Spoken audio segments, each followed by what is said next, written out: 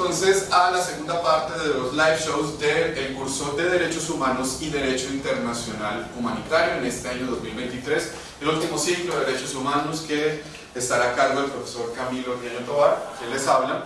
Y vamos en esta sesión a ver la parte de los mecanismos de protección del Sistema Internacional de Protección de Derechos Humanos. El día de hoy vamos a tener la exposición y presentación de los tres tribunales o de las tres cortes que a nivel regional son las más destacadas y de mayor desarrollo jurisprudencial en esta área específica del derecho internacional, sumado también a todo lo referente al órgano consultivo de la Organización de Naciones Unidas, que es el Consejo de Derechos Humanos, y además en la última parte, como un material de corresponsales, veremos los procedimientos especiales que hablarán de uno de los casos más truculentos del sistema jurídico internacional y que tienen que ver con la diplomacia. Vamos a empezar con lo que tiene que ver con el tribunal más antiguo que habla de los derechos humanos. Estaremos entonces hablando del Tribunal Europeo de Derechos Humanos a cargo de las estudiantes Marcela, Karen y Diana Jiménez.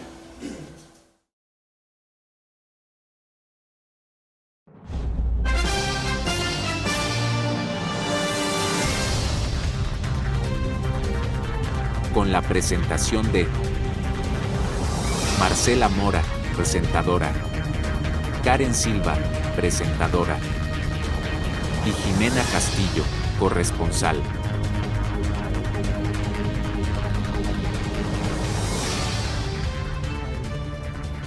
Hola, muy buenas noches. Estamos aquí en 24 horas con el derecho internacional.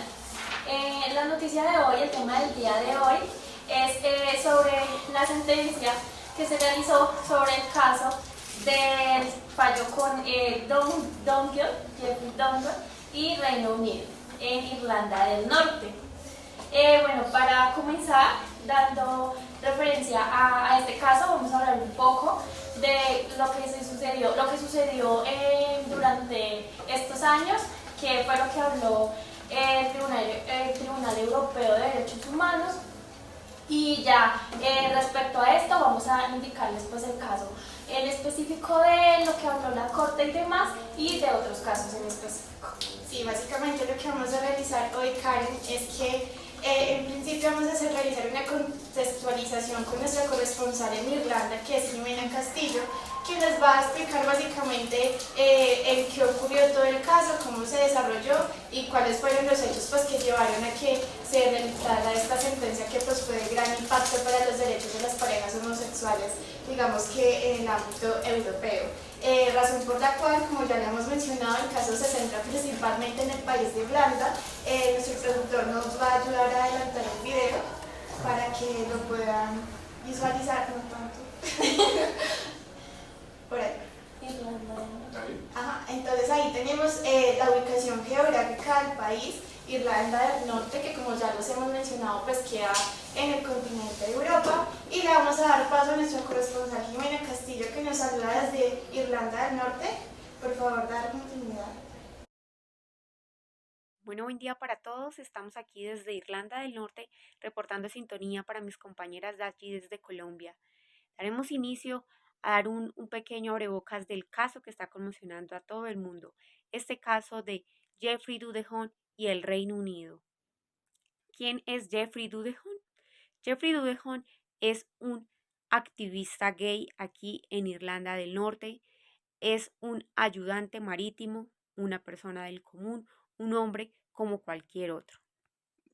Jeffrey Dudehon, para 1975, recibe una visita en su domicilio de la policía, quien interrumpe de manera abrupta y le cuestiona su orientación sexual, el cual él sufre persecución a raíz de esto, y por consiguiente él toma la decisión de instaurar acciones legales para hacer valer sus derechos, ya que se le ha violado el derecho a la privacidad y de derecho a la intimidad.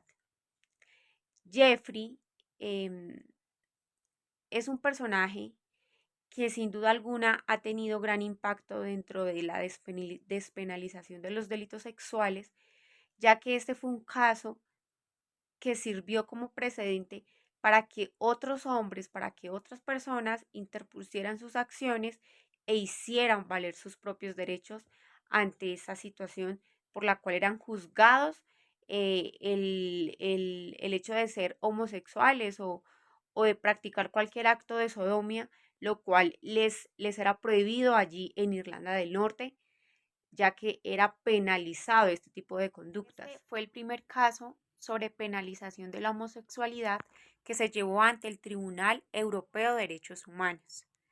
También sirvió como precedente legal para que el Consejo de Europa exigiera a sus miembros que no existiera ley alguna que penalizara la homosexualidad tanto femenina como masculina. Este caso también influyó para que el caso de Norris versus Ireland fuera presentado ante el Tribunal Europeo de Derechos Humanos y posterior a ello se solicitara la derogación de una ley similar que allí se estableció para penalizar el homosexualismo.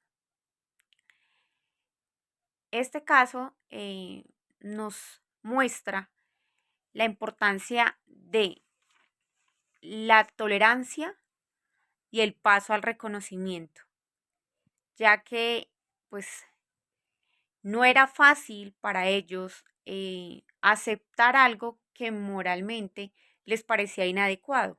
Sin embargo, más adelante mis compañeras les hablarán cómo se desarrolló este caso, cómo fue que Jeffrey Dudehon logró reclamar sus derechos y por consiguiente lograr que se despenalizara el homosexualismo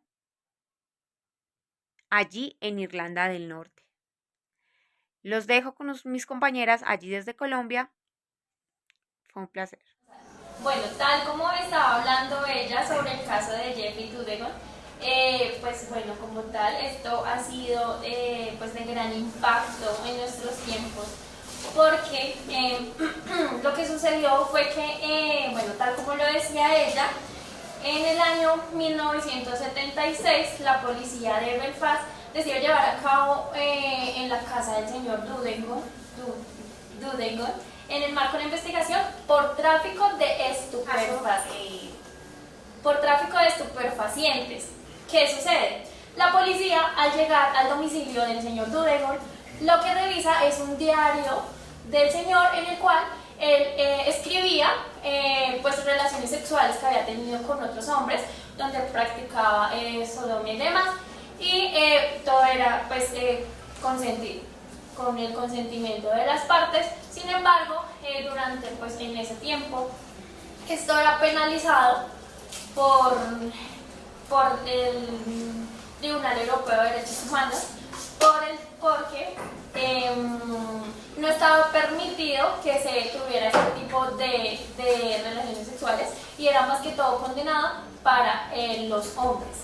Entonces, en este caso, lo que hizo fueron demandar por el tema de que no se estaba investigando realmente el tráfico de estupefacientes, sino que ya se llevó a cabo también el tema de la penalización sobre esto, dando pues que lo estaban discriminando. Entonces lo que se hizo fue demandar y decir que no se estaba pues como tal, estaban vulnerando los derechos y demás. Principalmente el artículo 8 que pues nos habla referente al derecho de la privacidad. Pero entonces pues bueno, él decidió recurrir a esta instancia al Tribunal Europeo con el fin de que pues les protegieran sus derechos que pues él consideraba que les estaban siendo vulnerados pues en su país natal. Entonces básicamente, ¿qué vamos a seguir hablando con esto? Nos queremos centrar más o menos cómo funciona el Tribunal Europeo y cómo esta es una ayuda para proteger los derechos de los europeos, bueno, más que todos los países que han ratificado el Convenio de los Derechos Humanos en Europa, y pues centrarnos principalmente en cómo se desarrolla esto y cuáles son las funcionalidades que nos puede traer el Tribunal Europeo y cuáles son sus beneficios. Entonces, pues básicamente para entrar un poquito en contexto, muchos se preguntarán, ¿qué es el Tribunal Europeo de los Derechos Humanos? Pues este es un tribunal que está dispuesto para los países que hacen parte del Consejo Europeo y pues el ideal de esto es que se puedan escalar a ellos los casos en que se hayan vulnerado los derechos de ellos en sus países natales y que estos derechos que hayan sido vulnerados sean los que estén tratados en el convenio Europeo de los Derechos Humanos, que pues básicamente nos habla de las libertades, de la privacidad de la vida privada, de la privacidad de la vida de cada una de las personas y demás.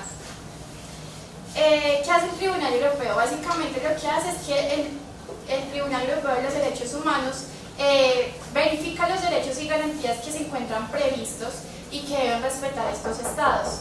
En tal caso de que una persona previamente haya agotado los requisitos de plausibilidad en su país, es decir, le hayan dictado una sentencia, haya realizado la apelación, él tiene la posibilidad de acudir al tribunal solicitando una demanda previo a los requisitos que ellos hayan estipulado para este tipo de procesos. Llenan un formulario, tienen que explicar básicamente cuáles son los hechos, cuáles son los derechos que le están siendo vulnerados y que van de la mano con el Convenio de los Derechos Humanos en Europa, y lo que hace el tribunal es que acepta, digamos, que este formulario, esta demanda, que pues lo que se busca es que principalmente lo escale la persona a la cual están siendo vulnerados los derechos. Es decir, de pronto acá en Colombia no podemos decir que la nueva reforma tributaria nos está afectando a todos socialmente, sino que se busca que se nos esté vulnerando directamente un derecho a nosotros, como podría ser, no sé, que mediante la tortura se nos esté violando la privacidad, nuestra libertad y demás, pero que se nos esté vulnerando directamente a nosotros. Lo que hace el tribunal es que él recibe la demanda, investiga si en efecto pues contamos con aquellos requisitos que se requieren para llevar a cabo el proceso, y ellos pues determinan si se admite o se inadmite la demanda. En caso de que se inadmita, pues no es posible volver a apelarlo, ya es una decisión que ellos toman en firme, y en caso de que la admitan, pues tratan de realizar un convenio amistoso entre el Estado y la persona afectada para que se pueda llegar a un fin y un convenio, por así decirlo, una decisión un poco más amigable. En caso de que definitivamente ellos no se encuentren de acuerdo, pues sí llegarán a revisar de fondo si en efecto el Estado está vulnerando los derechos de esta persona, y en caso de que esto, pues dictarán una sentencia donde tendrán que sancionar al país que haya pues vulnerado estos derechos. Así es, Marcela. Bueno, dando, pues ya que estabas hablando del Convenio Europeo y demás, les voy a leer el artículo 8 para que lo tengan claro y sean conscientes de que todas estas demandas se han producido basados en eso. Entonces, el artículo 8 lo que dice es: toda persona tiene derecho al respeto de su vida privada y familiar, de su domicilio y de su correspondencia. No podrá haber injerencia de la autoridad pública en el ejercicio de este derecho, salvo cuando esta injerencia esté prevista por la ley y constituya una medida que, en una sociedad democrática, sea necesaria para la seguridad nacional, la seguridad pública, el bienestar económico del país, la defensa del orden y la prevención de las infracciones penales, la protección de la salud o de la moral o de la protección de los derechos de las libertades a terceros.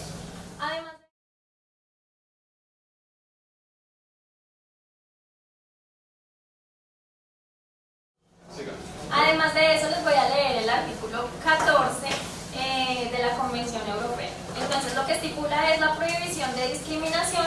El goce de los derechos y libertades reconocidas en el presente convenio ha de ser asegurado su distinción, sin distinción alguna, especialmente por razones de sexo, raza, color, lengua, religión, opiniones políticas u otras, origen nacional o social, pertenencia a una minoría nacional, fortuna, nacimiento o cualquier otra situación. Entonces, Marcela, es muy importante hablar de esto, ya que además de eso se ve claramente una discriminación, y más en esta época y en el caso de Dudegún, que hablaba pues que siempre era la penalización de las relaciones homosexuales, pero iba más incluida al sexo masculino, por temas de edad y demás. Se decía que al principio tenía que ser después de los 21 años, después se esclareció que las personas, según la medicina, antes de los 16 años son muy conscientes de qué orientación sexual o qué es lo que desean. Sin embargo, para esta época, pues siento que a pesar de todo fue un poco muy centralizado, ya que pues sí buscaba penalizarlo, pero lo que como tal decía la Corte era que con solo despenalizar esto ya no había esa discriminación, pero esto no es así. Exactamente, Karen, lo que sucede y lo que hemos visto a lo largo de los años, básicamente desde la Segunda Guerra Mundial, y digamos que todo esto del tratado y los convenios de los derechos humanos que se han venido llevando a cabo, si revisamos a fondo hemos podido ver que no se habla mucho de los derechos de los homosexuales, y más aún cuando pudimos evidenciar que uno de los principales objetivos de la guerra nazi, era pues digamos que traer a estas personas que tenían este tipo de orientaciones sexuales y pues básicamente acabar con ellas. Entonces pues digamos que es muy irónico que en todos estos tratados de derechos humanos y demás no se hayan traído a colación los derechos de estas personas que realmente han sido muy vulnerados.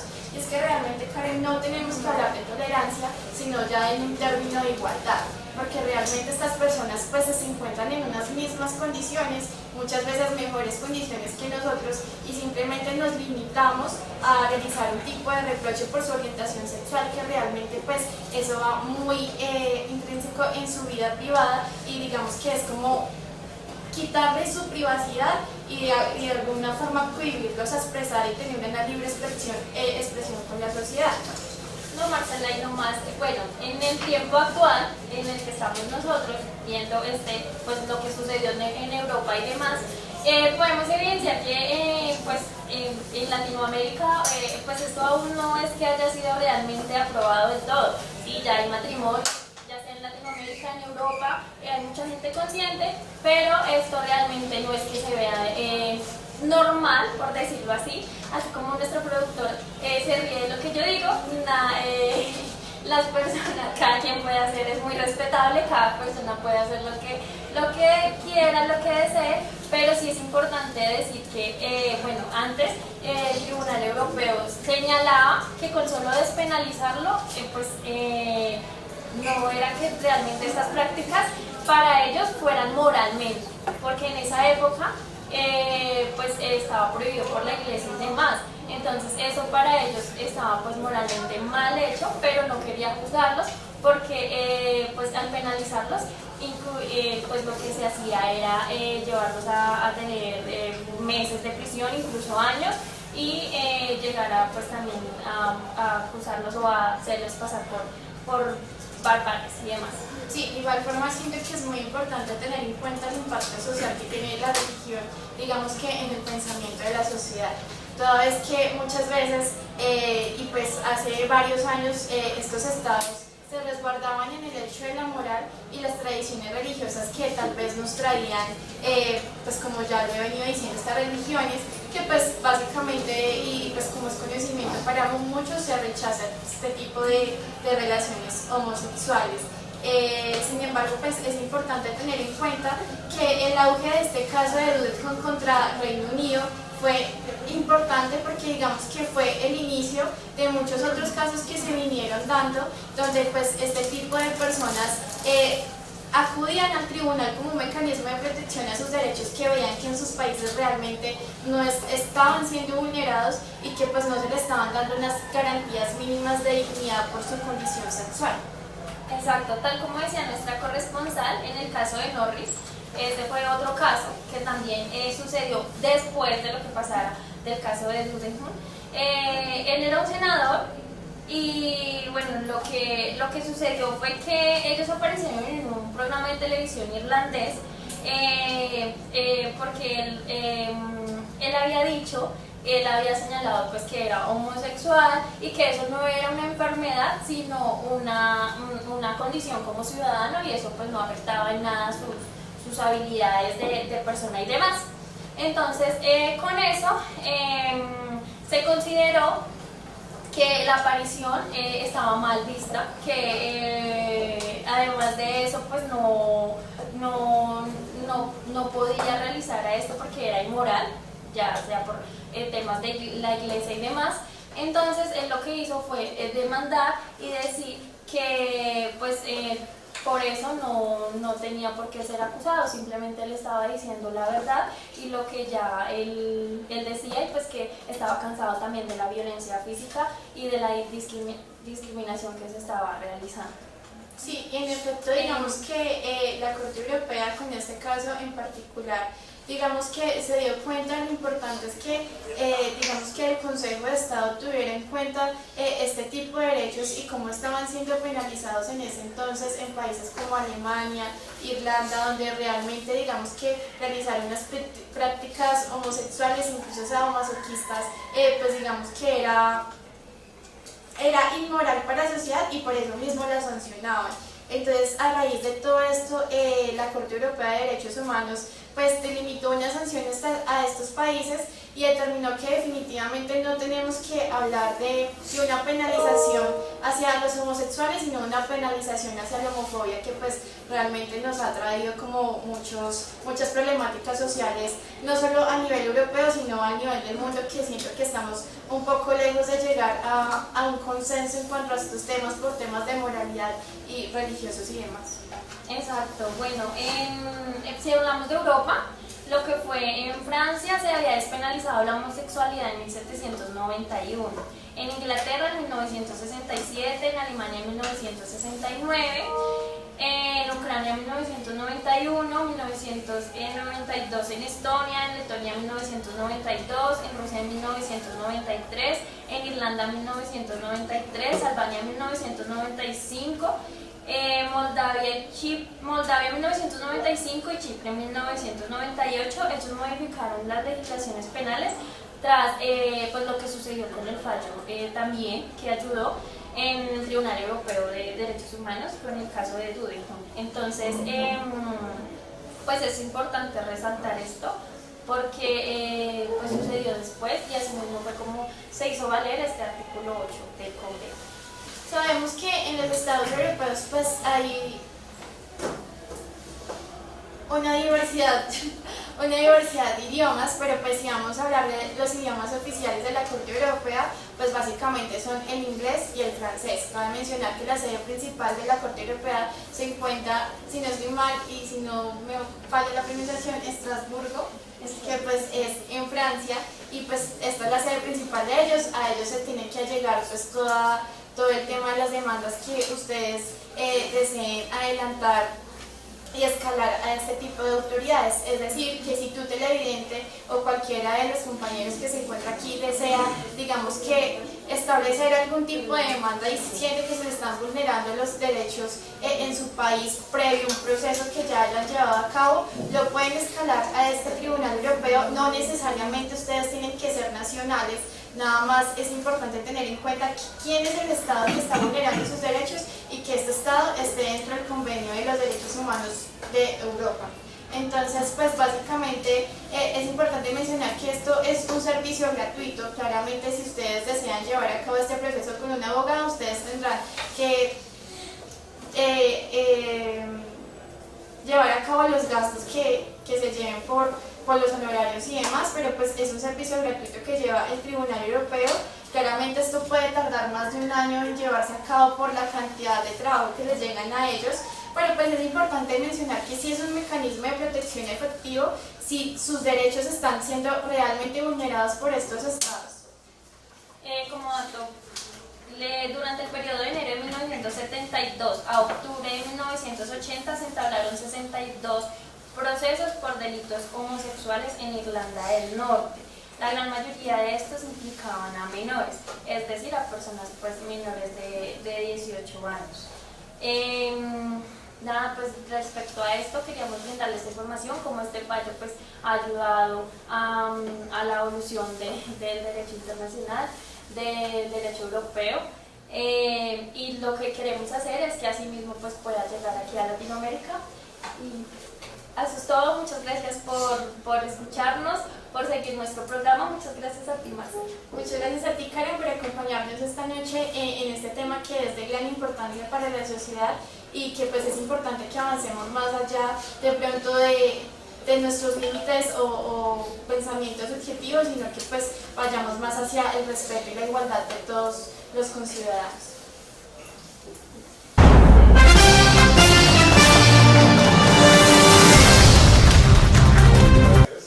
Bien, entonces, como pudieron ustedes observar, es el tribunal más antiguo de la de todo el sistema regional de protección de los derechos humanos.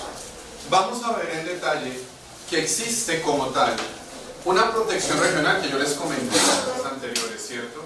Que lo que busca es enfocar en aspectos culturales, como bien lo veíamos con el noticiero, algunos aspectos típicos de la región. Entonces, de Europa, ¿nos vamos a dónde? A América, ¿cierto? Porque creo que Paula no vino, ¿cierto? Ya definitivamente no puedo venir. Vale, entonces la esperamos. Pues dijo que estaba intentando conseguir bus, pero que es imposible.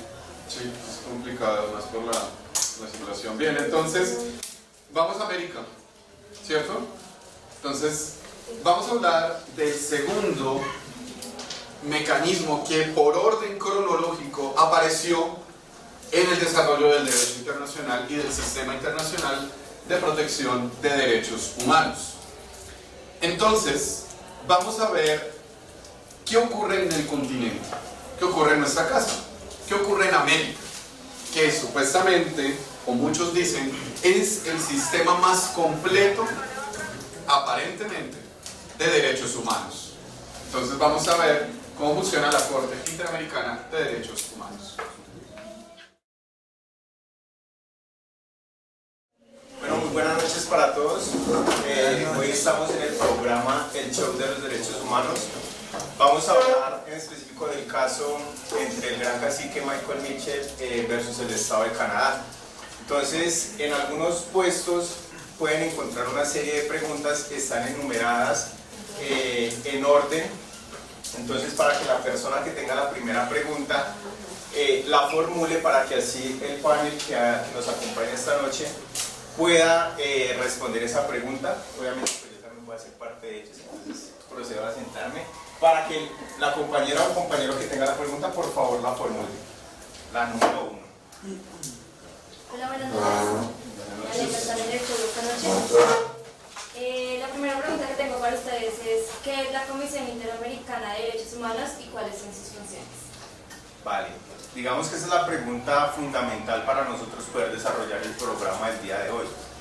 La Comisión Interamericana de Derechos Humanos es un órgano autónomo de la Organización de Estados Americanos, lo que normalmente conocemos como la OEA. Fue creada en 1959 y se reunió por primera vez en el año 1961. Ellos tienen su sede principal en la ciudad de Washington. Está compuesta por 7 miembros independientes de los estados, o sea, son elegidos por los estados miembros de la OEA y funcionan bajo 3 pilares fundamentales de trabajo, los cuales son el sistema de petición individual, que es el mecanismo, digamos, que tiene cualquier persona del común o un grupo de personas o una organización no gubernamental que esté reconocida al menos por un miembro de la OEA para que pueda presentar una petición formal ante la Comisión Interamericana de Derechos Humanos. Obviamente, la petición se le presenta a la Comisión Interamericana de Derechos Humanos después de haber pues agotado el requisito, el proceso internamente con el Estado que supuestamente está vulnerando los derechos humanos. Junto con la Corte Interamericana de Derechos Humanos, la Comisión, estos dos órganos de la OEA conforman lo que se conoce como el Sistema Interamericano de Protección de los Derechos Humanos. Hay que tener en cuenta y hacer, digamos, la diferencia de qué es la Corte y qué es la Comisión. Porque, digamos, si a mí el día de hoy me vulneran un derecho humano, yo no puedo el día de mañana, no, entonces me voy para la Corte a presentar el caso para entonces que condenen a Colombia, porque pues eso nunca pasa, a Colombia nunca lo condenan en nada de esas cuestiones, ¿cierto? Entonces, cuando son personas del común, la petición se presenta ante la Comisión. Los únicos autorizados por la Convención o por el Pacto de San José, no de San José del Guaviare, de San José de Costa Rica, es los únicos que pueden presentar los casos directamente ante la Corte son los Estados miembros de la OEA y la comisión como tal. Ellos son los dos únicos que pueden presentar los casos ante la Corte Interamericana de Derechos Humanos. Entonces claramente había que hacer esta salvedad para no confundirnos cuando vayamos a defender nuestros derechos humanos. En el artículo 41 de la Convención Americana de San José pues se establecen las funciones de la comisión.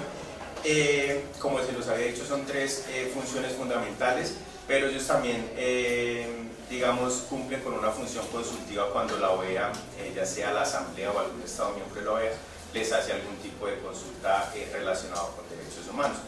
En el artículo 106 de la Carta de Creación de la OEA se dice que pues tiene que haber una Comisión Interamericana de Derechos Humanos para que se puedan proteger los derechos de todas las personas que estén en el continente americano. Los 35 estados de América están en la Organización de Estados Americanos, entonces digamos que era muy importante tener presente qué es el Sistema Interamericano de Derechos Humanos para nosotros poder desarrollar el caso que nos tocó. No sé si mis compañeros quieran agregar algo más a lo que es el Sistema Interamericano de Derechos Humanos o si pasamos a la siguiente pregunta. Listo. Que tenga la pregunta número 2 para que por favor la formule. Buenas noches. La pregunta que tengo hacia ustedes es ¿cuáles son los fundamentos fácticos y jurídicos del gran cacique Mitchell para presentar la petición ante la Comisión Interamericana de Derechos Humanos? Bueno, buenas noches. Primero hay que dar un pequeño resumen del tema en mención. El tema en mención trata sobre una persona que es integrante de una organización política que se denomina como Nación Mohawk, que en sí también hace la conformación de la Confederación Iroquesa. Que es la Confederación Iroquesa, es la conformación de 3 pueblos autóctonos que se encuentran entre Canadá y Estados Unidos. ¿Qué pasa? La creación de una frontera internacional hace la división del pueblo Mohawk. El pueblo Mohawk se divide entre Estados Unidos y Canadá, Estados Unidos como Mohawk Guasenel y Canadá la tribu Tundinagua. Este pueblo es anterior a la llegada de los colonos europeos y su división se realiza por la llegada y posición de estos 2 estados en sí. Posteriormente, ¿qué pasa? El 22 de marzo de 1988, el gran cacique Mitchell toma la decisión de tomar el paso por la frontera con una serie de insumos. ¿Qué tipo de serie de insumos? Pan, galletas y demás insumos. ¿Con qué? No se le olvide que es importante el paso de este lubricante. Sí, más adelante. Ya lo voy a mencionar. ¿Qué pasa? Él lo hacía con 2 finalidades. Una de mirar el tipo de gravámenes transfronterizos que le tenían a estos aborígenes por parte del Estado canadiense. ¿Qué pasa? Cuando él va a pasar esta serie de utensilios que son con una finalidad comercial, ¿qué le dicen el personal aduanero de Canadá? Le tenemos que imponer unos derechos y unos gravámenes que están por un monto de $361. El que dice no lo voy a pagar porque ustedes están causando una violación a los derechos contractuales y aborígenes de mi pueblo autóctono. También hace referencia a que estos derechos contractuales y aborígenes están estipulados en la Constitución Política de Canadá, donde hace referencia al libre comercio. Posterior a esto,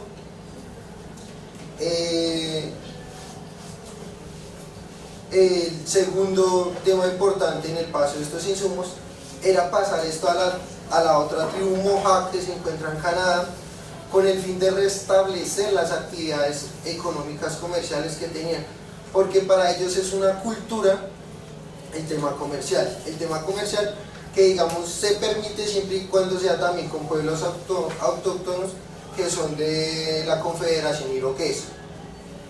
O sea, como quien dice, ellos lo que querían era poner a prueba al Estado de Canadá si les iban a cobrar o no les iban a cobrar.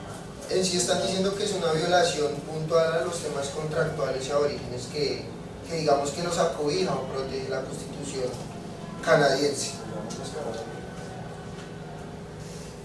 ¿Qué pasa? La cultura mongoa dice que se puede hacer el tema comercial, pero con insumos que sean creación de ellos. Entonces, un ejemplo, digamos, ellos crearon este sombrerito, sí se puede comerciar sin ningún tipo de gravamen.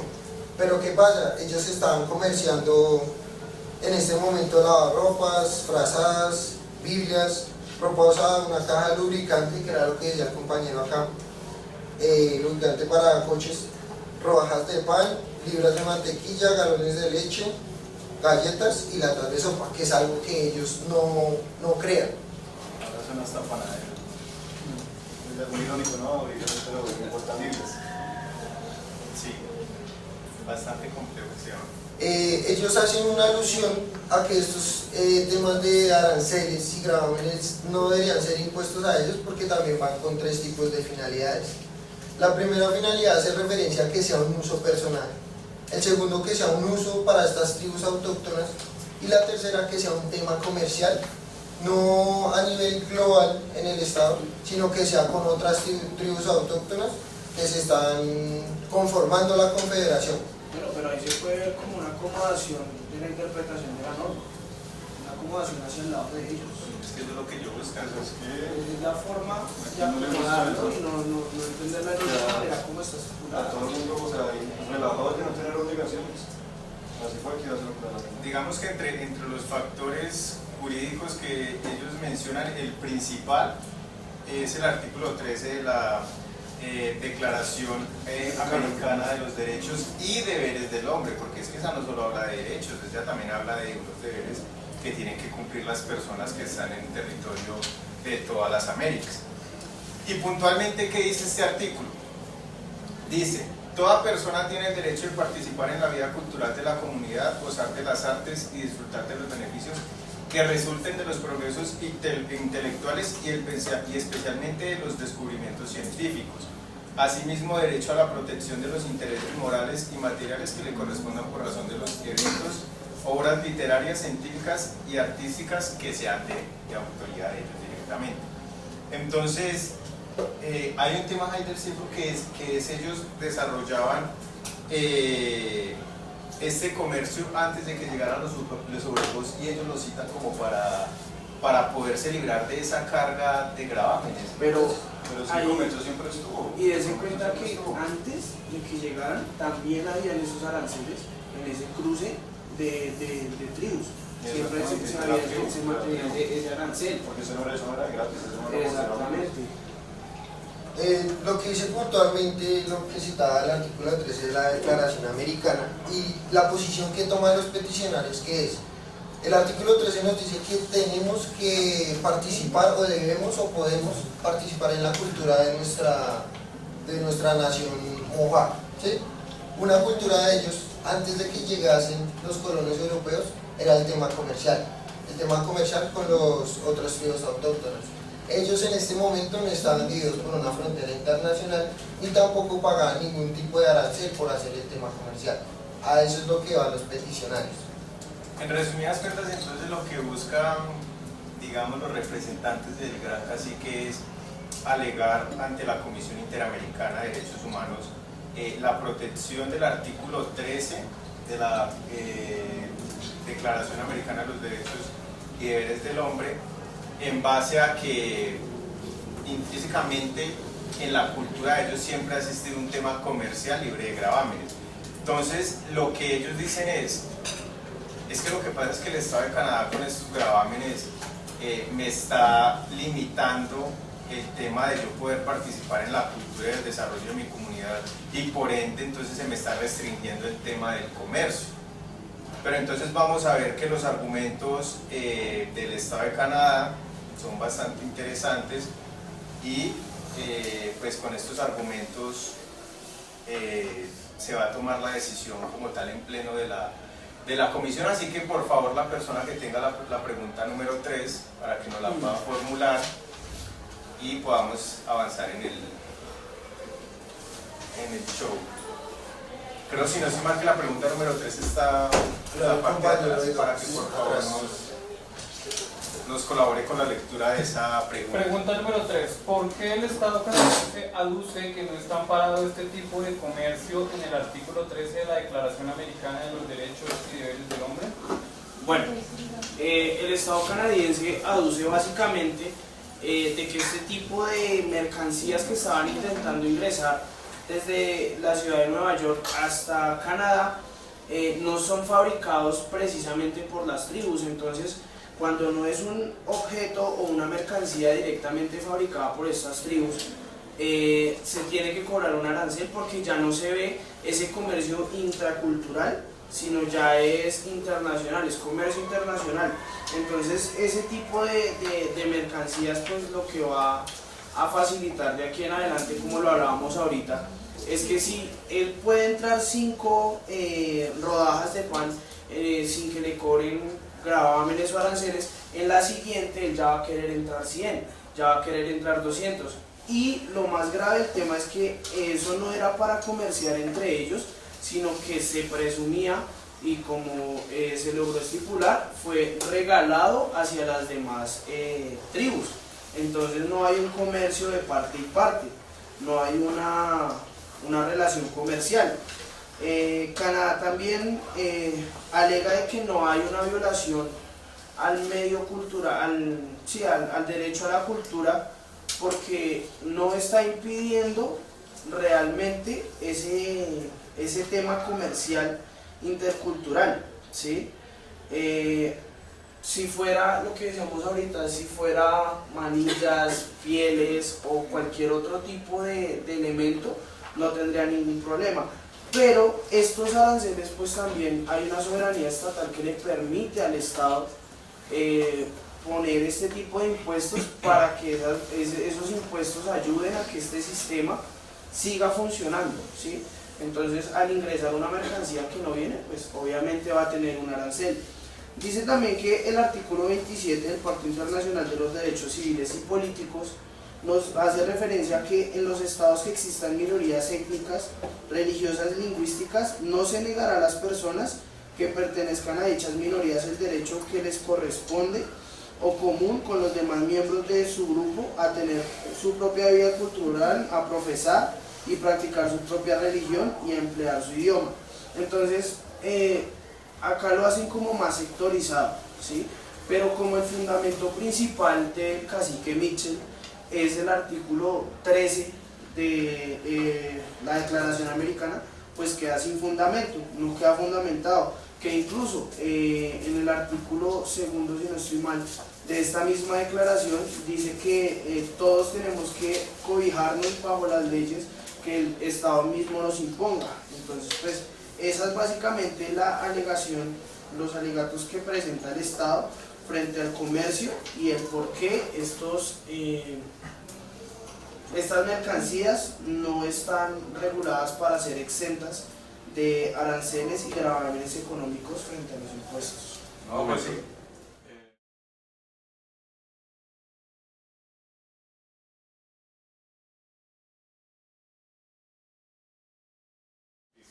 Pues sí, y aparte pues lo que usted mencionaba ahí es muy importante, o sea, la soberanía estatal que tiene el Estado de Canadá, o sea, es que ese es uno de los principios fundamentales del derecho internacional, la soberanía que tienen los estados, y aparte es que no es discriminatorio. Entonces ellos quieren sacar un provecho de que pertenecen a esta comunidad para no pagar estos aranceles, pero entonces las demás personas que no pertenecen a una comunidad entonces van a quedar desprotegidos y desiguales ante la ley, porque entonces a ellos les vamos a permitir que ingresen cantidades de mercancías, cualquier tipo de mercancía sin ningún gravamen. Si usted lleva un jean que compró en Estados Unidos, si usted compra un celular, no, venga.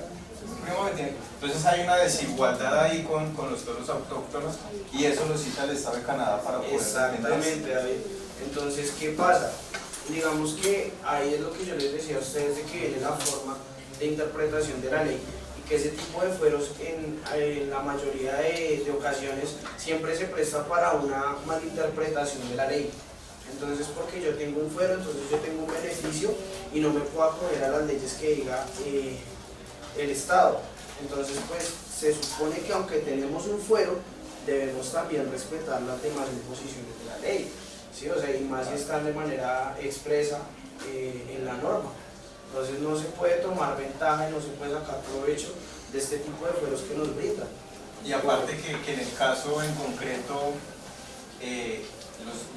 los bienes que ellos están intentando ingresar por la frontera, nada tenían que ver con la cultura. Sí, por eso, y no son fabricados por otra cultura, Mohawk o iroquesa. Pero también se da cuenta que, bueno, alegan, parece que lo que están pasando por la frontera es en beneficio de ellos y dentro de su cultura. Pero es que con todo respeto, un indio que hace con un lubricante de carro. Es que eso no es nada más. Digamos, por esa misma razón, cuando ellos invocaron dos tratados internacionales, el de Utrecht y el de Yale, en el de Utrecht dice que tienen una libertad completa al tema comercial, ¿sí? Y también que hace referencia en este mismo tratado, así que pueden hacer un tema comercial, pero en una parte de este tratado hace solo referencia al tema de pieles y, digamos, utensilios culturales que ellos generen. O sea, cualquier tipo de prenda o, ¿cómo le podríamos llamar? Alguna prenda o algo que fabriquen directamente ellos.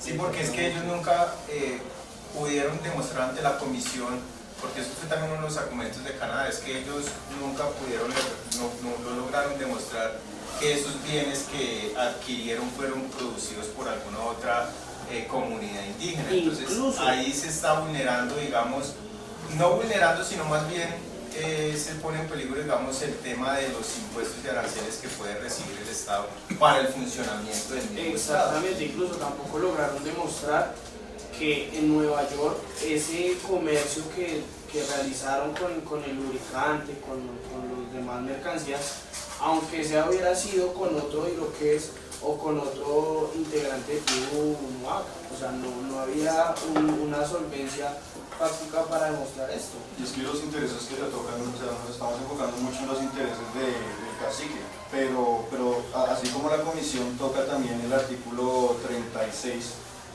sobre que todos estos gravámenes son netamente para los servicios públicos de Canadá, o sea, literalmente esto va en beneficio de ellos mismos, esto no es solamente porque sea cacique, porque pertenece al arraigo, sino que esto es en beneficio de la misma soberanía del Estado.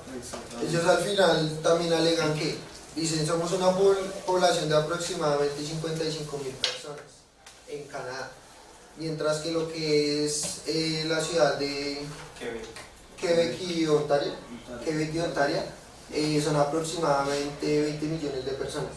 Entonces ellos dicen, venga, si somos nomás 55.000 personas en un tema comercial, ¿qué tipo de amenaza vamos a causar al Estado en sí? Sí, pero pues digamos que si es permisiva la primera vez, ellos van a seguir ingresando. Aparte que ellos después pueden sacar provecho, no sé, empiezan a comerciar en grandes cantidades. Ahora, eso es lo que decían también los peticionarios que representaron al Gran Cacique, era lo que pasa es que, listo, no nos impongan estos gravámenes, pero entonces impónganos ciertos límites para comerciar una cierta cantidad de productos.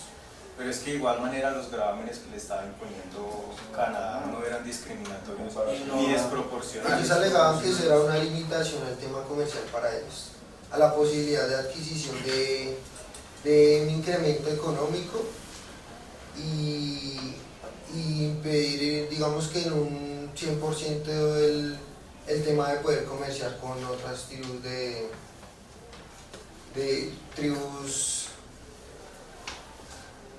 de la Confederación.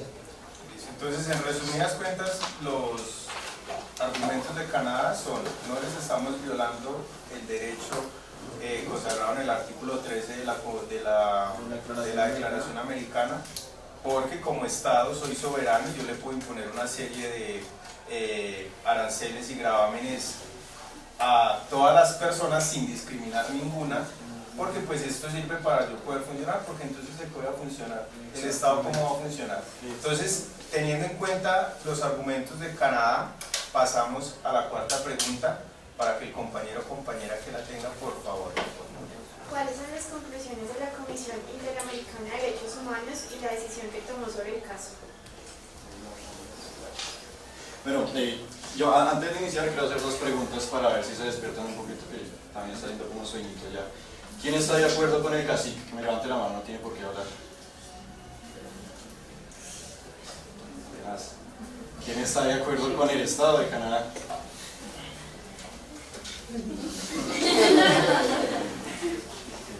Qué público. Bueno, la segunda pregunta no es para despertar, ahora sí me pongo velo. ¿Para quién cojo? Valesca, para ti, ¿qué es el comercio? ¿Qué definición me das de comercio? Es un intercambio de bienes que valen mejor, que valen algo. un activo. Un activo en beneficio de un particular. Sí. O sea, eso no es de. O sea, tú no vas a comerciar con alguien solo por hacerle el favor, tú siempre vas a querer algo a cambio. Oneroso. Partamos de ese hecho.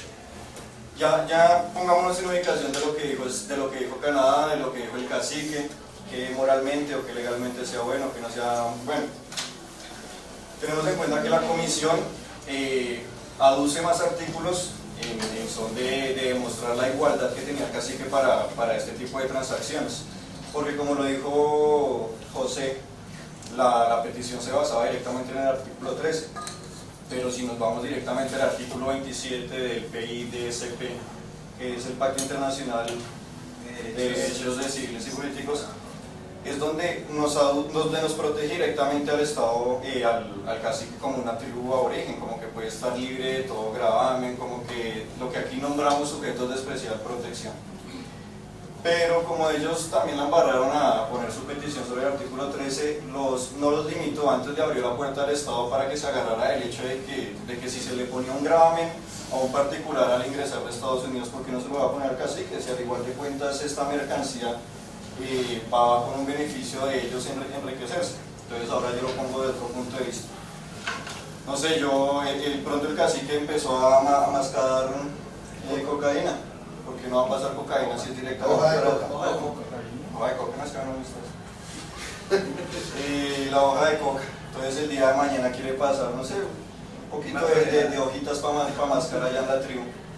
¿Y acaso no estamos hablando de una ilegalidad? Entonces partamos de ese hecho. Obviamente el Estado tiene que enriquecerse de una u otra manera de estas delimitaciones con el otro Estado que estamos hablando de Estados Unidos.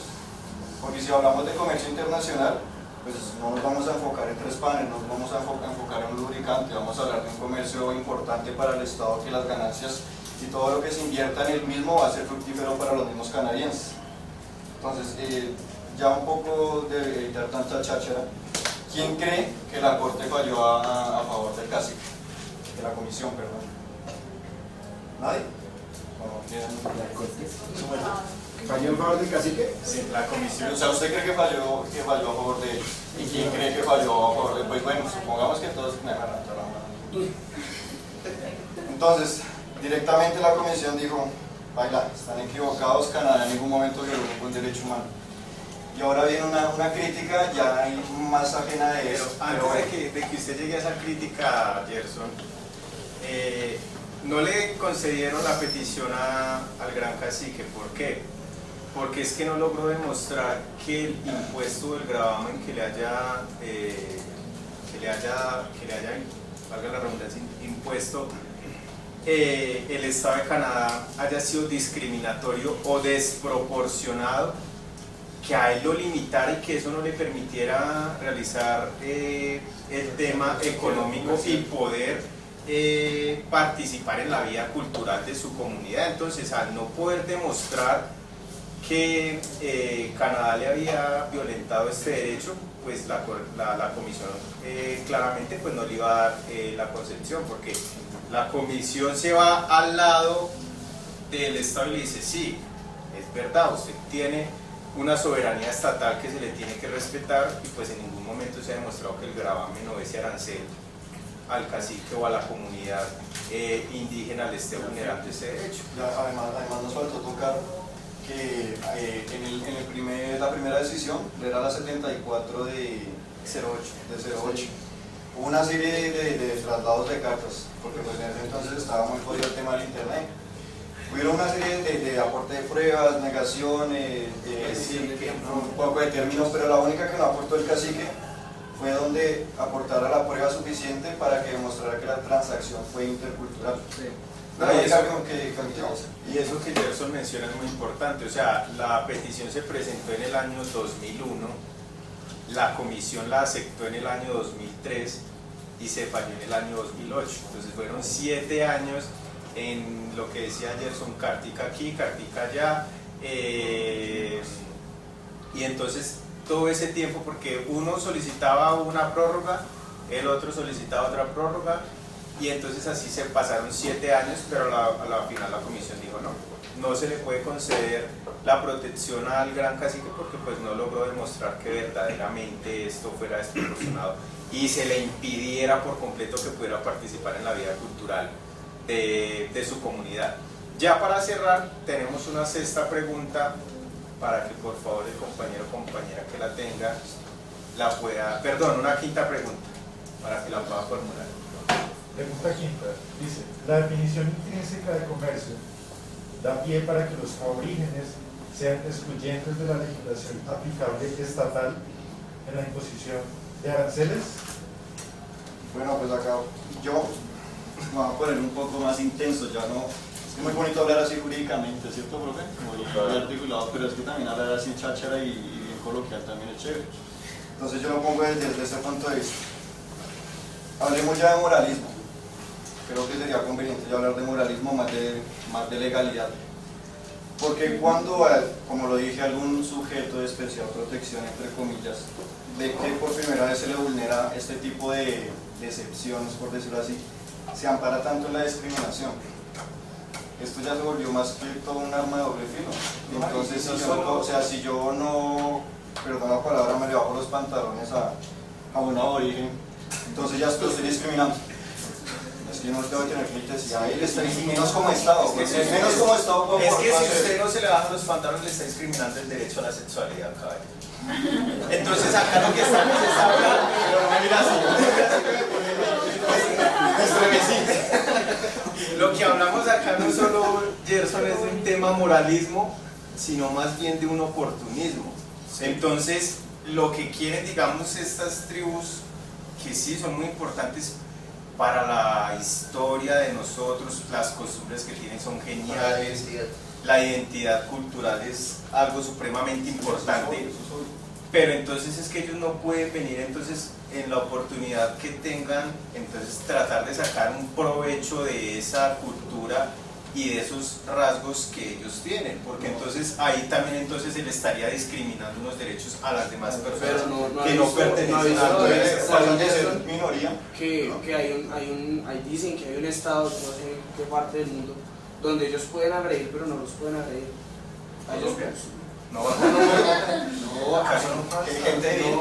Sí, o sea, entonces agreden a los demás, los cogen palos, leños, piedra, de todo, y a ellos. Pero es que no estamos hablando, el cacique quería hablar de tú a tú con Canadá, papi Canadá. No solo. Y quería un beneficio económico para los autóctonos. Y es que no solo que sea Canadá, porque ya quedó demostrado que una vez Estados Unidos perdió contra un país de Centroamérica. O sea, entonces puede ser el estado más grande, más potente del mundo, pero es que tiene, o sea, si yo estoy alegando algo, yo tengo la carga probatoria de demostrar que verdaderamente se me está vulnerando el derecho. Pero usted, vea Chipi, usted, o sea, dígame si no. O sea, si usted el día de mañana no me quiere prestar riesgo, entonces me estás discriminando porque tengo gafas. Yo también uso gafas. Pero se puede agarrar de ahí. No, o sea, a lo que tenemos que concluir es... Pero no mentira, sí, o sea, es el oportunismo que estamos hablando. Exactamente, lo que tenemos que concluir es, si yo estoy alegando una violación de un derecho humano, yo soy el que tiene la carga probatoria, porque pues obviamente el Estado nunca lo va a reconocer, el Estado tiene que ser condenado para que así cumpla la sentencia, y bueno, eso puede que sí, puede que no, porque igual es el Estado. Entonces a lo que vamos es, si yo quiero demostrar esa vulneración, pues yo lo tengo que aportar la carga probatoria, y eso fue lo que le faltó al Gran Cacique para poder demostrar esa vulneración del derecho Y no sé si quieren agregar algo más. Solo tocar un poco el tema de la de comercio. No, estamos hablando de comercio, una transacción, ¿no? Algo oneroso, no estamos hablando de donación, que era lo que quería alegar al fin de cuentas, de que llegaba a su tribu simplemente a repartir los bienes que le han regalado a otra tribu y no fue así porque no fue todo el mundo. Y es que en el comercio, Gerson, primero pues está el tema de que es una transacción en la cual participan varias personas de diferentes culturas. Entonces el cacique dijo, no, es que yo compré esos pancitos y esas galletitas, pero no, eso es nada. Entonces, claro, el comercio, digamos la palabra comercio, que es una de las cosas que dijo Canadá, y yo creo que con esa fue para ganar el caso, es que el comercio no solamente abarca un tema cultural, sino que es un tema más amplio, en el cual en esa transacción de comercio participan demasiadas personas de varias culturas. Entonces, directa e indirectamente. Claro, entonces por ejemplo si la comisión hubiera protegido el derecho al gran cacique, entonces el que le vendió los lubricantes de motor, pues le dice, no, pero entonces venga, es que él me compró los lubricantes a mí, que también pertenezco a otra cultura. Para que no se cobren aranceles. No me cobren aranceles ni impuestos. Entonces, ese era el caso que nos tocó. Finalmente pues no le concedieron digamos la petición al gran cacique, salió triunfador el Estado de Canadá, pero por el tema de que fue el gran cacique, fue porque el tema fue que el gran cacique no logró demostrar con pruebas suficientes esa vulneración de ese derecho. Entonces les agradecemos muchísimo por su atención. Para terminar, pues tenemos unas preguntas demasiado fáciles, que si nos prestaron atención yo creo que las van a responder bien, para ganarse un detallito pequeño. Primera pregunta, ¿a qué organización internacional pertenece la Comisión y la Corte Interamericana de Derechos Humanos? La OEA. Uy, bravo. Sí. Es la Organización de Estados Americanos y ahí pertenece el Sistema Interamericano de Derechos Humanos. Bueno, ¿qué tipo de elementos o mercancías están reglamentadas para que puedan ser comerciadas entre tribus? Como cosas culturales que tengan que ver con ellos y que represente su cultura, no lubricantes. Exactamente.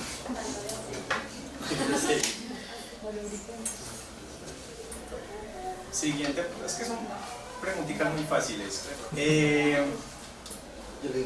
¿Cuál es el principio en el que se basa Canadá para poder imponer estos gravámenes y aranceles? La igualdad. No, papi, sálgase. Claro. La igualdad que tienen todas las personas, siendo cultural o no cultural, para soberanía estatal. La soberanía estatal.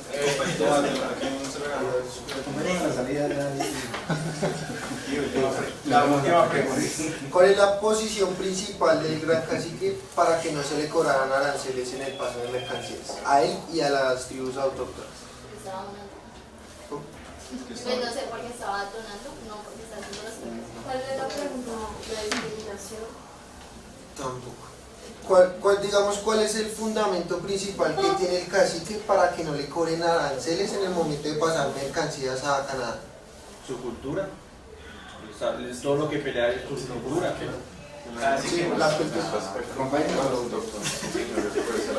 Muchísimas gracias. Bueno, ¿qué vieron del video que acaba de proyectar? Es que es el himno nacional canadiense, ¿no? Pero, ¿qué imágenes pudieron percibir de ese video? Los niños, ¿vale? ¿Qué más? ¿Qué muestra? ¿Qué muestra, Vanessa? ¿Qué muestra? No sé, yo vi que todos eran blancos. ¡Ah! ¡Opa! Claro, ¿cierto? Y supremacista de todo, ¿cierto? Pero no bien eurodescendiente, ¿cierto? Sí. Ahora, ¿por qué les di a entender o les di a conocer el video? Este video fue grabado en 1979. Y tengan en cuenta que, claro, ¿por qué digo la palabra supremacista? ¿Por qué? Porque si ustedes se dan cuenta, ¿qué aborigen está ahí? Ninguno. No hay. Porque el inuit o cualquier comunidad indígena canadiense antes del 2000, ¿qué era considerado? Nadie. Era un nadie, exactamente, era excluido de la sociedad canadiense. Que ustedes, la mayoría vieron conmigo Derecho Internacional, ¿no? Yo les comenté lo del tema del referendo del 95, ¿sí se acuerdan?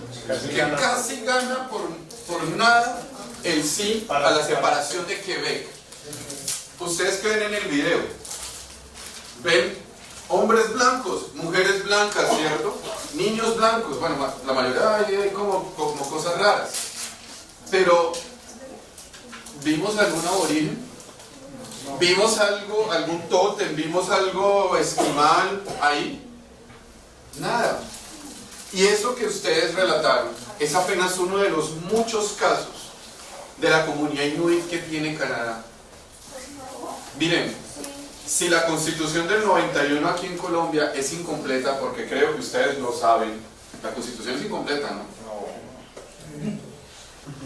No, hablando en serio, no estoy hablando con sarcasmos. La Constitución tiene vacíos, ¿no? Sí. Tanto en la parte orgánica como en la parte social. Y supuestamente la Constitución colombiana es social de derecho y pues, un montón de cosas raras. La de Canadá se hizo casi 10 años antes, 8 para ser exactos. Y en ningún momento se habla ni de los quebecuas, ni de los inmigrantes, ni de los aborígenes. Ningún momento, y supuestamente Canadá hoy en día es un estado a seguir, ¿no? Por todo el tema de la inclusión. Ustedes saben que es uno de los estados bandera del tema de la comunidad LGTBIQ+, del tema del aborto. De hecho es uno de los primeros estados que aprobó el aborto en América, ¿no? Y el matrimonio igualitario, por si querían saberlo, ¿no? Pero, ¿y el resto qué? ¿Y el resto qué, no? O sea, ¿dónde quedamos? Ellos, por ejemplo. ¿Dónde están los indígenas? Ellos quedaron marcados con ese colonialismo europeo, o sea, ellos... Exacto, o sea, ahí no hay ninguna discusión. No quieren proteger a los pueblos autóctonos porque como que eso no les interesa. No les interesa. Ahorita qué es lo que importa en Canadá, la economía. No, es como una involución. Exactamente, ahí está el punto, José, es una involución. Y yo juraba, profe, que en el caso serían a proteger los derechos a la comunidad. Que cuando uno comienza a leer, pero lastimosamente... ¿Saben por qué? ¿Les cuento un chisme? La Corte Interamericana no defiende a los indígenas. ¿Cómo les parece? ¿Sabían? No los defiende. No los defiende. Ni en Canadá, ni en Colombia, ni en Argentina, ni en Paraguay, que Paraguay tiene la mayor comunidad indígena del continente, superando a Brasil y a Colombia y a Perú. Porque en Paraguay incluso hablan guaraní. Y la comunidad guaraní es prácticamente la mitad de la población paraguaya. Y ellos son 7 millones de habitantes. O sea, 3,5 son guaraníes o de ascendencia guaraní y hablan guaraní. ¿Y ustedes creen que la Corte les ha dicho algo? Nada. Todo lo han hecho de manera doméstica, local. Y aquí, bueno, es que yo ni les cuento cuántas sentencias de la Corte han habido de comunidades indígenas y que ha hecho la Corte que lo resuelva el Estado. Y supuestamente ellos le tienen, dentro de las funciones de la Corte, es hacerle un seguimiento al cumplimiento de esa sentencia. Pero... Es verdad. Vanessa, ibas a decir algo. Pues es por lo mismo, es que ese pensamiento eurocentrista viene desde hace muchos años. Y en Canadá es más latente. Miren, es lamentable porque incluso, y les cuento una anécdota con relación a las efemérides del día de hoy, ¿no? El Día Internacional de la Mujer en Canadá en una época estaba prohibido. Ahí les cuento. Entre los años 50 y 70.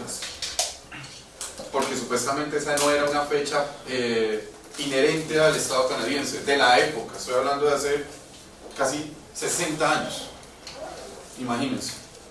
Y ustedes saben que una cultura era la francófona, la de habla francesa, y otra la de habla inglesa o británica. Bueno, listo. Entonces, ahora nos vamos de América, ¿cierto? A África, ¿verdad? Sí, vámonos a África. Bueno, ¿qué saben de África? Continente pobre. Ajá. Muchos esclavos. ¿Qué más? Rico pero pobre, sí, es una muy buena definición, ¿cierto? ¿Qué? Droga también. ¿Qué más, Gerson? Espera. Se caracteriza mucho por las enfermedades. Las enfermedades. Y es desafortunadamente el patio trasero de Europa, ¿no? Hay que decirlo con total vehemencia. Señor. Que están agarrados por los cambios de tendencia hacia europea, ¿no? Más de la mitad de las inversiones ahora son asiáticas, principalmente chinas, con un antiguo aporte ruso. Ayer madrearon al canciller alemán en Congo y al presidente francés ¿en dónde fue? ¿Cómo fue el país? Esas madrinas se le pasan con un whisky. Sí, no, Corea, la puteada que le pegaron a Emmanuel Macron en África fue bastante interesante. No, lo de Francia siempre ha sido un hecho, o sea, es algo que es normal y más por lo que yo ya les comenté en Derecho Internacional. El asunto mismo de la extrema dependencia económica que tienen algunos estados del África Occidental con Francia, ¿no? Bueno. Entonces, ahora vamos a ver el video de la Corte Africana, porque nuestras compañeras tienen un video, ¿cierto? Donde vamos a ver un poco cómo funciona este hermoso, y lo debo decir, es el continente más novo, por decirlo de alguna forma, en asuntos de tratamiento de los derechos humanos. De hecho, para darles un dato, Asia también tiene una corte regional de derechos humanos, pero a diferencia del carácter continental que vamos a ver o que estamos viendo con las tres cortes, Asia es mucho más limitado en su aplicación. Claro, lo sabemos por razones de orden cultural, ¿no? No es lo mismo hablar desde una filosofía islámica a una filosofía budista, a una filosofía animista, a una filosofía shintoísta o confucionista, o etcétera, ¿cierto? Porque ustedes saben que Asia es muy pluricultural y religiosa, o tiene una pluralidad de cultos. Bien, entonces vamos a ver África, ¿cierto? ¿Hicieron la coreografía de TikTok, la de Ameteshe, o no? La de TikTok. ¿Cuál? No, yo bailo mal. Perdóname, yo bailo mal.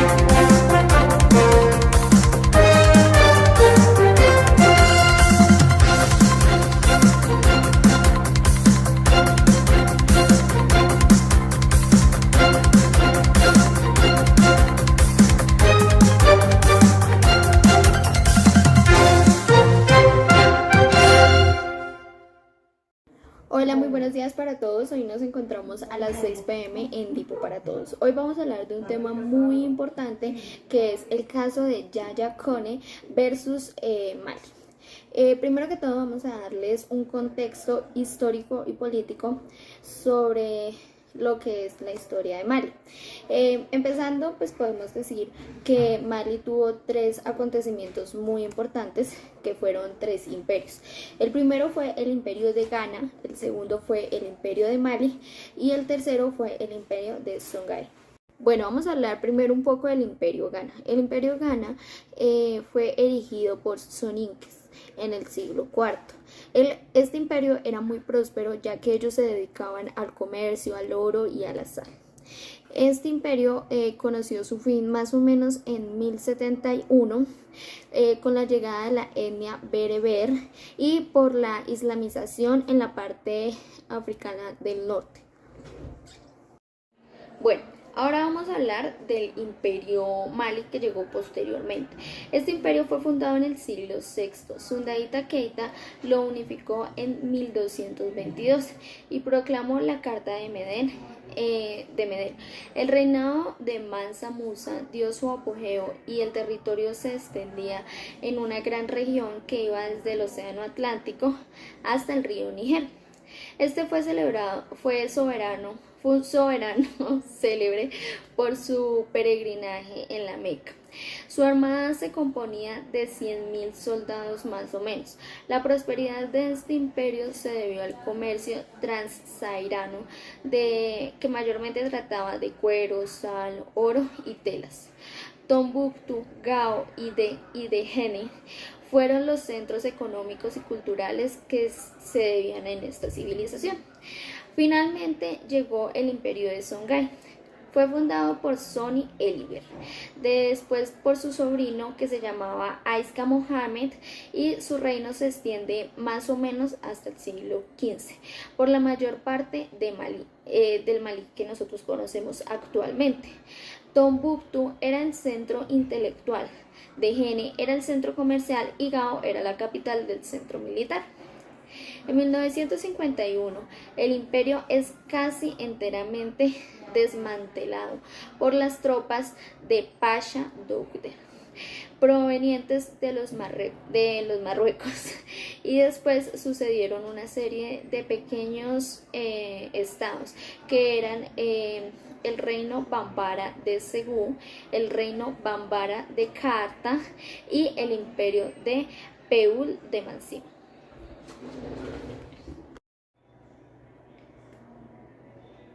Hasta el final de la Segunda Guerra Mundial, toda actividad política estuvo prohibida en la colonia. En 1946 se crea en Bamako el Partido Independentista de la Reunificación Democrática Africana. En 1956, el Sudán francés se convierte en una república autónoma de la Comunidad Francesa. El 17 de enero de 1959 se une a Senegal formando la Federación de Mali, que proclama su independencia el 20 de junio de 1960. Esta federación estalla algunos meses más tarde y la República de Mali se proclama el 22 de septiembre de 1960. El país se hace miembro de la Organización de las Naciones Unidas unos días más tarde y de la Unión de Estados Africanos en abril del año siguiente. El nacionalista africano Modibo Keïta es el primer presidente. El país contra entonces un círculo de influencia soviética. En noviembre de 1968, el giro de la política económica de Modibo Keïta conduce un golpe de estado militar que lleva al poder a Moussa Traoré. Este instaura un régimen autoritario que se revela capaz de resolver los problemas económicos del país. Mali se ve afectado por las hambrunas de 1968 a 1974 y por las de 1983 a 1985. Entre 1985 y 1986 el país entra en guerra con Burkina Faso. A continuación, este tiene un contencioso territorial concentrado en la frontera de Agadir. Después de varios meses de rebelión, la armada y el régimen cae el 26 de marzo de 1991. Un gobierno provisional se establece para organizar la transición. La nueva constitución fue aprobada por el régimen el 14 de febrero de 1992. Alpha Oumar Konaré es el vencedor de las primeras elecciones libres desde la independencia. En febrero de 1993, Moussa Traoré es condenado a la muerte. Será liberado en esta condena en 1992 y este mismo año Kanore será reelegido en las elecciones de mayo de 1997. En mayo del 2002, el general Amadou Tougani Touré, candidato de la oposición, es elegido en las segundas vueltas presidenciales de la República. En la década de 1990, 1990, el gobierno de Mali ha debido afrontar varias rebeliones de los Tuareg, producto de una represión y marginalidad de las que estos han sido obligados a vivir. En 1990 y 1995 se produjo una gran rebelión. Sin embargo, en 1994, con los acuerdos de paz, el gobierno logró integrar a sus tropas a 1.500 rebeldes y otros 1.860 se volvieron a la vida civil. A pesar de estos acuerdos, no fueron respetados y se hicieron nuevas rebeliones entre el 2007 y 2009, que costó 20.000 vidas en Níger y Mali. Bueno, ahora vamos a pasar con nuestra compañera Alexa, que nos va a contar un poco de esta carta tan interesante. Vamos contigo, Alexa. Muchas gracias, Jimena. Les contamos que la Corte Africana de Derechos Humanos y de los Pueblos, con sede en Tanzania, ha sido noticia recientemente por su importante labor en la defensa y protección de los derechos humanos en el continente africano. Pero ¿sabían ustedes que la Carta Fundacional de la Corte Africana es la Carta de Banjul?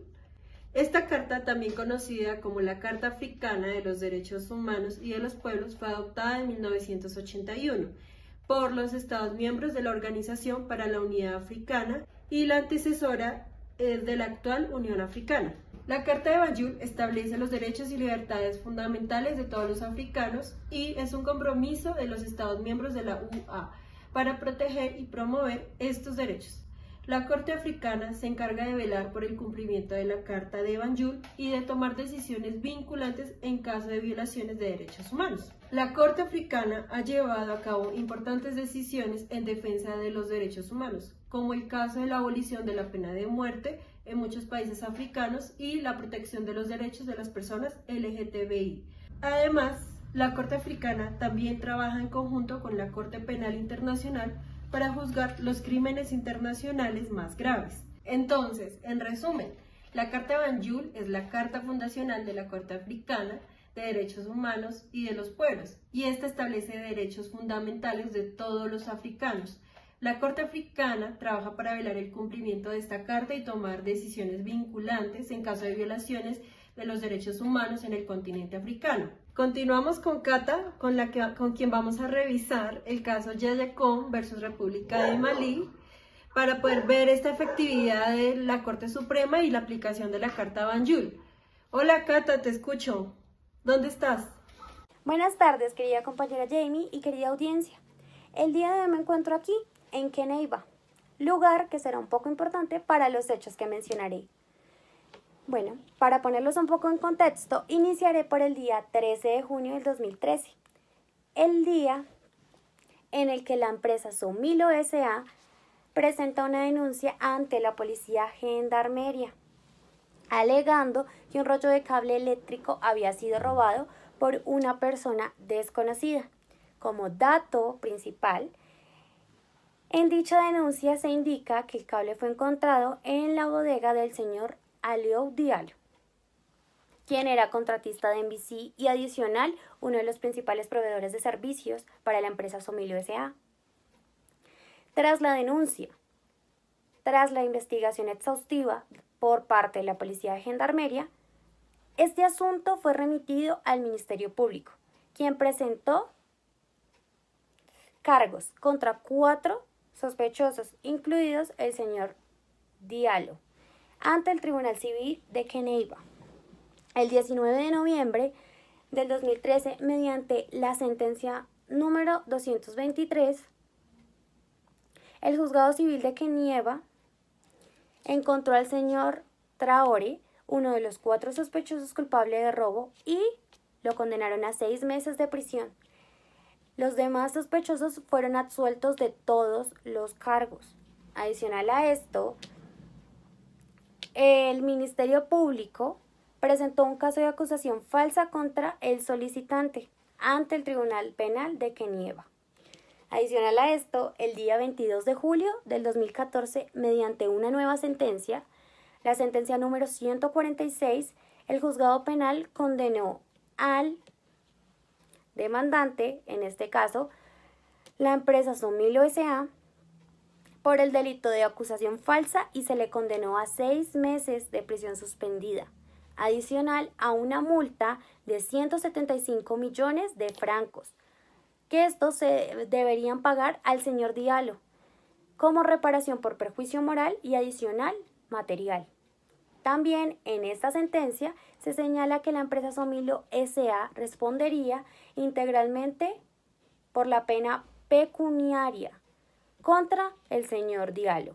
Adicional a esto, el 17 de abril del 2014, el solicitante en representación de su empresa apeló contra la sentencia número 223 del 19 de noviembre del 2013 del Tribunal Civil de Kenieva ante el Tribunal de Apelación de Calles.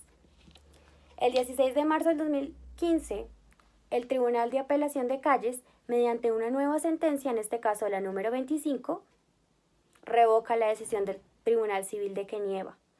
El tribunal además condenó al señor Traore a una multa de 579.966 francos a pagar a la empresa Somilo S.A. Esto se da en concepto de los daños y perjuicios ocasionados por el señor Traore a la empresa Somilo S.A. Adicional, entre los días 18 y 19 de marzo del 2015, el Ministerio Público con algunos abogados representantes de la empresa Somilo S.A. interponen un recurso de casación ante el Tribunal Supremo contra la sentencia número 25, que se dio por medio de la Corte de Apelaciones de Calles.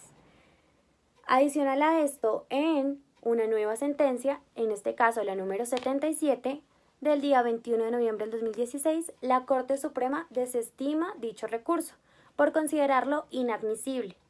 Adicional a esto, el 8 de mayo del 2017, tras un recurso interpuesto por la solicitante y Somilo S.A., la Corte de Apelaciones de Calles, en una nueva sentencia, en este caso la número 18, confirma que la decisión número 146 de 2014 del Juzgado Civil de Kenieva ha sido aprobada y adicional se debe pagar la multa que se le impuso a Somilo S.A. al señor Aliou Diallo por los daños y perjuicios que se le causaron al señor Diallo.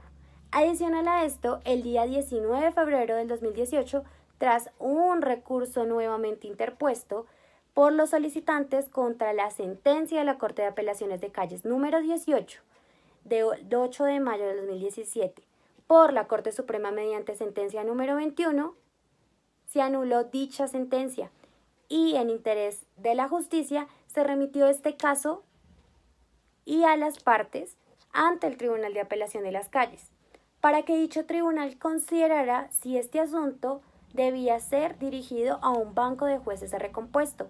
Adicional a esto, el día 18 de marzo del 2019, mediante la nueva sentencia número 26, la Corte de Apelaciones de Calles confirmó que la sentencia número 146 del 22 de julio del 2014 había sido aprobada y adicional se le aumentaron 200 millones de francos a pagar como una parte de la compensación por los perjuicios que fueron sufridos por parte del señor Diallo.